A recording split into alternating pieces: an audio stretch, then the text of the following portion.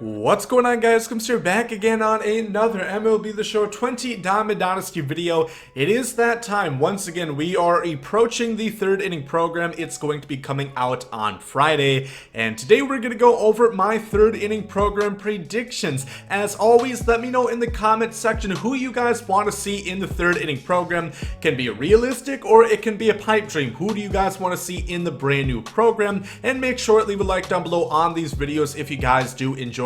Subscribe to the channel. We should be able to hit 34,000 today, so if you guys want a great place for news, updates, gameplays, pack openings, everything of that sort, it's going to be right here. And with that being said, let's get right into it. So the third inning program, so far, what do we have to look at?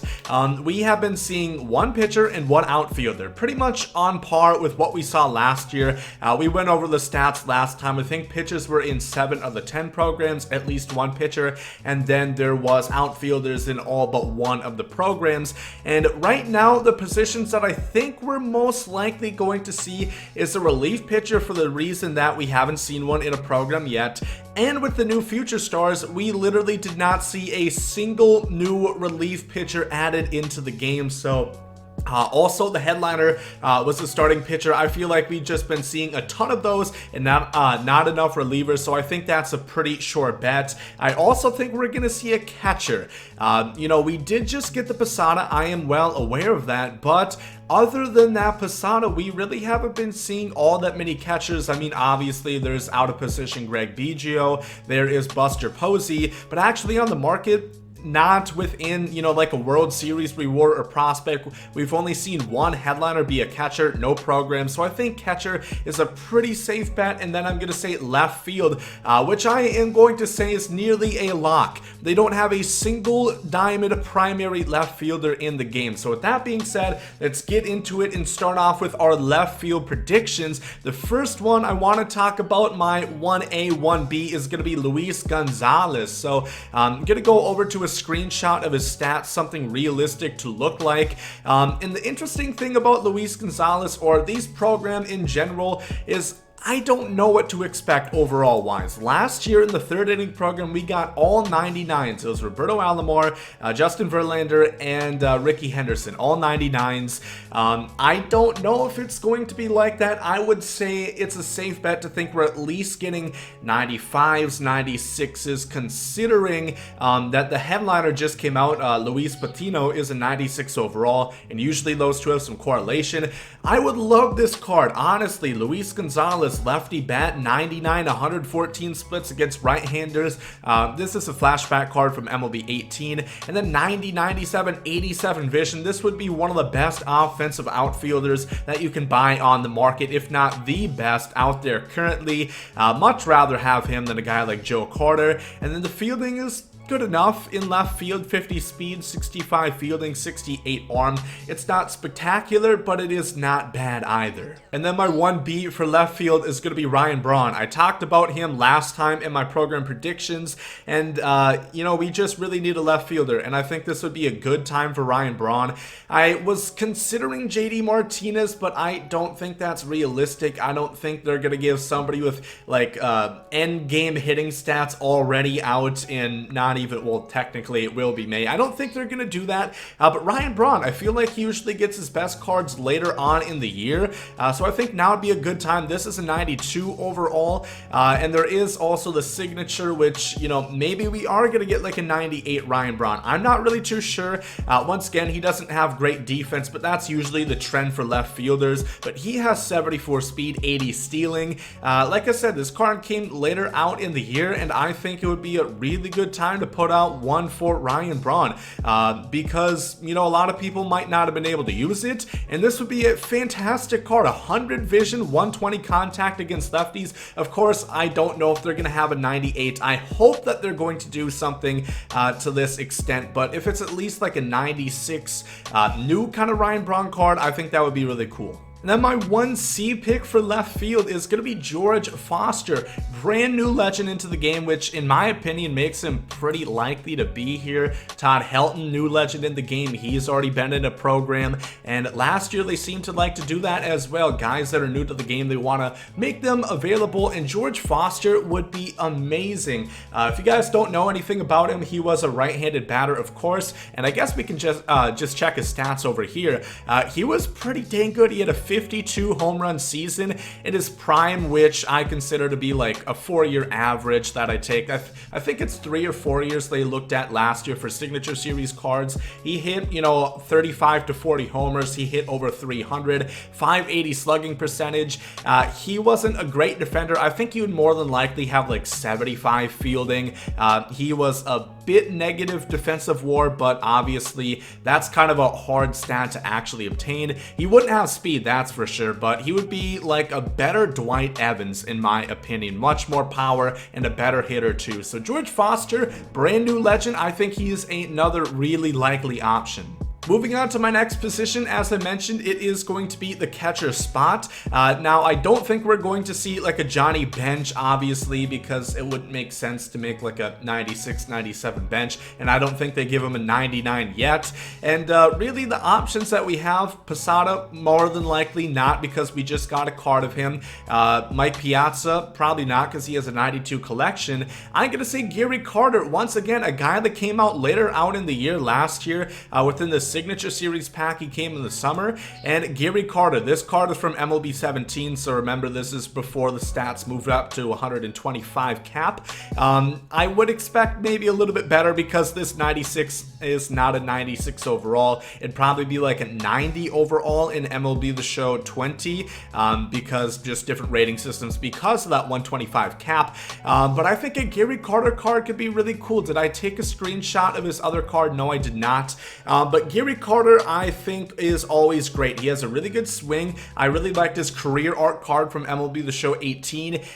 He always has pretty good defense, not Yadier Molina defense, not Pudge defense, but still good enough defense. If he has, 85 blocking, 85 fielding, 85, 90 arm strength, that's going to be in the top echelon, the top tier of catchers defensively. And then he always mashes against lefties. So if you just took this card and brought up his righty stats, I think it would be one of the best catchers in the game, and definitely the best one that you can buy on the market. As I mentioned, we're kind of in a weird spot for the catcher position. I'm pretty damn sure if we do get a catcher, it is going to be Gary Carter, but Jason Kendall is also another option. He came last year, a bit later within the signature teams, which I think was early September or so, and I would best compare this card to, well, honestly, the Craig Biggio. A little less power, a little less, or I think his fielding would pretty much be on par, a little less speed, but he looks a lot like the Craig Biggio card, that of course can play catcher. He'd have much better blocking than the Biggio,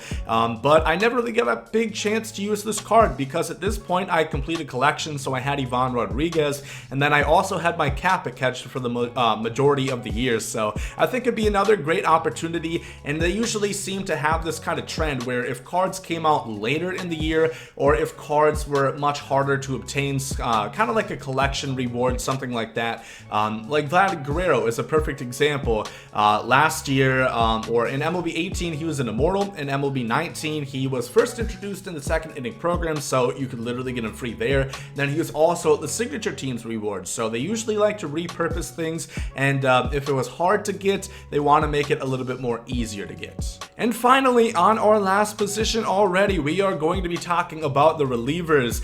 Now, once again, relievers, we've already gotten some interesting ones. Like, for example, I think a Trevor Hoffman would be great, but at the same time, he only got a 96 signature last year, so he's probably only going to get one more card this year. And then, they also have to space out content. I don't think we got a better Rob Nen than 92 overall last year. Eric Gagne, I don't think they're going to give him a 98 in the boss program, especially because he just came out. They don't want to put out one card, then another version of it 1 month later. Somebody who we have not seen, for example, would be Aroldis Chapman. This is somebody who I think would fit pretty well in the current system.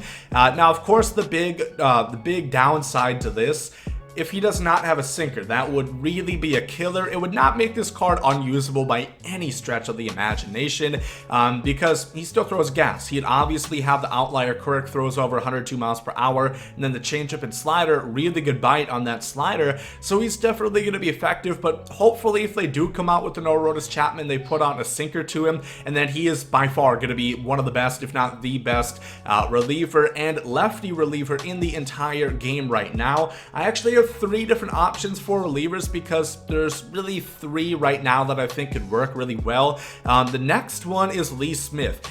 He came out in an event, I want to say that was towards the latter half of the summer, something like that, and this is a bit of a biased pick. I personally always think Lee Smith cards are great. Once again, 94 overall seems kind of light. I don't know if anybody would actually pick a 94 overall Lee Smith, but he usually plays really well, a lot above his ratings. I don't know for sure if he would have the outlier quirk or not, but always a deadly slider, a nice cutter, and fork ball that's even better than a changeup in my opinion. And then possibly the best one of all would be Wade Davis right here. This Wade Davis would be astronomical. 5 pitches, a cutter, knuckle curve, sinker, a 4-seam coming 99 miles an hour, you know, hit in K/9s like this. This is the kind of card that people would take a boss pick for. I've talked about it so much, how a lot of times people don't want to pick pitchers. It's a bit different this year considering you can actually pick the pitcher you want to pitch with. You don't have to have a roll of the dice and hopefully you get a Yahtzee and it's actually who you want. But Wade Davis, I think, would really dominate at this part in the year. Give somebody with pretty decent control. Obviously you can't really tell based on that 81 control attribute, but the 71 walks per nine is average, and then just the stuff that he has. The sinker would be so hard to hit, and then mixing that with the 99 mile an hour heater, the biting knuckle curveball, I think Wade Davis would be fantastic.